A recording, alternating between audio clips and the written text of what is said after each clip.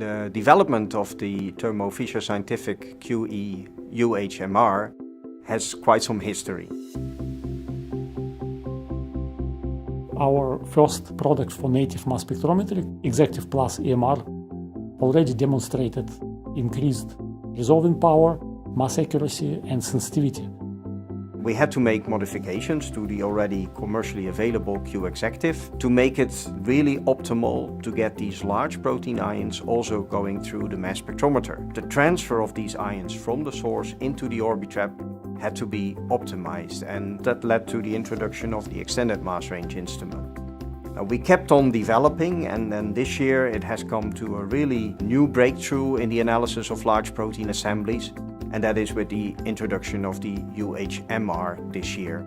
This was really advantage built into Orbitrap detection, because we are able to detect single ions, and since then we added capability of high mass transmission by modifying the entire radio frequency electronics.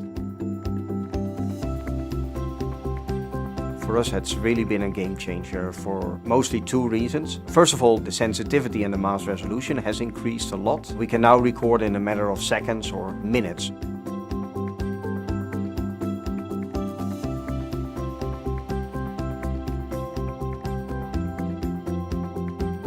Another major benefit is that we can do now MSMS or tandem mass spectrometry on the UHMR, even on these very large protein assemblies, and that's really a key benefit for identification and analysis of protein assemblies.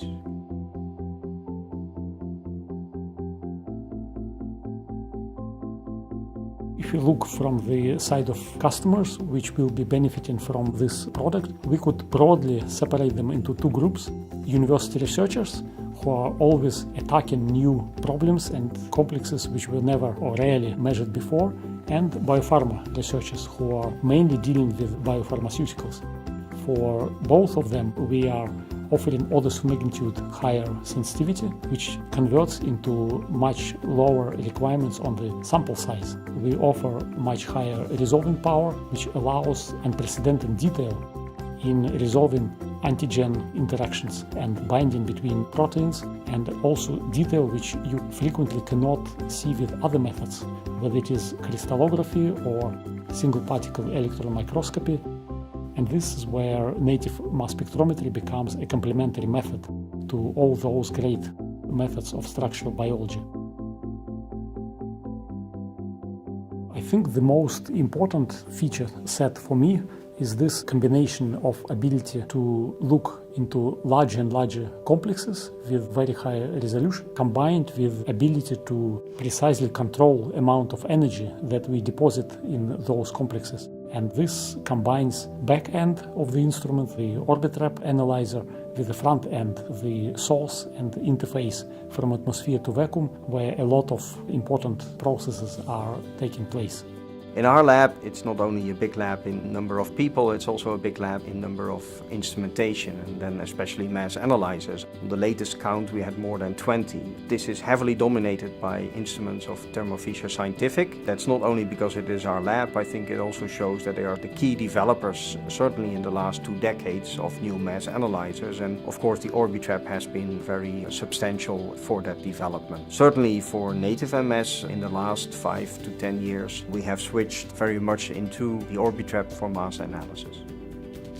It's always very rewarding to meet with customers around the world. Whenever I come, I meet people who are really admiring Orbitrap technology, and this is probably the best award which I could ever get, that these instruments are really used, and it's very broad range of applications which never stops to amaze me, and therefore I hope that with Q-Executive UHMR we add additional important direction where such applications will develop.